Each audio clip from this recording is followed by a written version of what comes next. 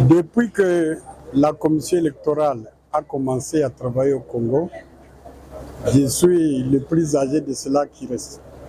Et j'ai vu qu'il y a un débat. Nous sommes même partis où il y a la secrétaire générale avec qui on a commencé cette commission électorale. Nous avons un député de l'ANC qui est président AI pour le moment. Nous avons vu qu'il y a un débat et nous avons voulu faire vivre à toute la population congolaise ce que nous avons vécu pendant les 20 ans de l'existence du processus électoral au Congo. Pas seulement en ce qui concerne le débat focalisé actuellement sur la Constitution, mais surtout tous les processus et systèmes électoraux congolais.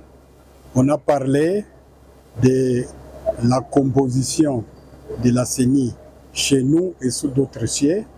On a parlé également de la représentation des femmes. On a parlé de la nationalité. On a parlé du mode de scrutin au niveau présidentiel, au niveau législatif. Et en venant ici même, toi-même qui étais focalisé sur le présidentiel seulement, j'étais démontré qu'on a déjà connu les deux systèmes au Congo. Kasavubu a été élu au suffrage indirect. Aujourd'hui, nous sommes au suffrage direct. 2 tours en 2006, un tour depuis 2011.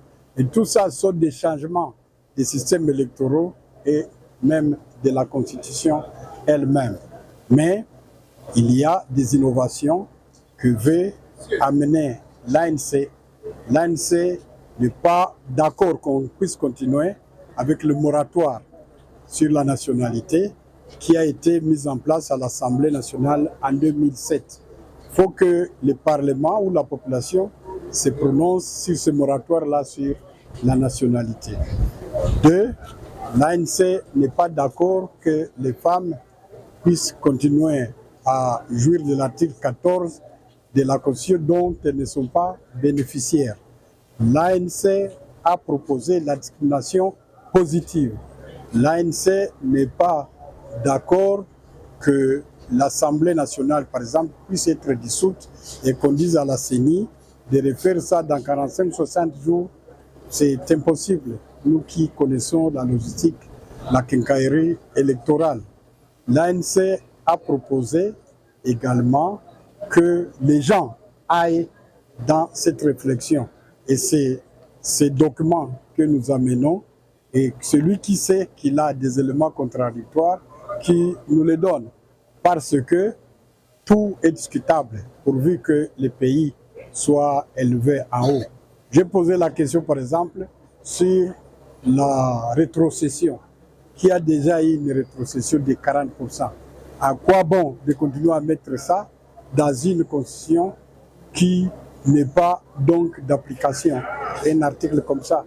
J'ai parlé également de ces caisses de péréquation. Quel est ce gouverneur qui en a déjà bénéficié? Voilà autant d'éléments et les gens se focalisent seulement sur un élément, la présidentielle. Elle aussi, c'est l'article 5 de la Constitution, parce que vous-même en venant ici, vous ne connaissez pas les contenus de l'article 5. Vous connaissez seulement 228, 218, 219 et 220. Vous voyez que l'article 5 balaye tout ça. Mais on n'est pas même au début de la procédure. La procédure voudrait que l'initiative soit prise par le président de la République, que l'initiative soit prise par le gouvernement en conseil des ministres, que l'initiative soit prise par la moitié de chacune des chambres, que l'initiative soit prise par une portion de la population en 100 000 habitants, estimée en 100 000 habitants. Jusque-là, on est seulement dans les débats. J'ai voulu recadrer ces débats.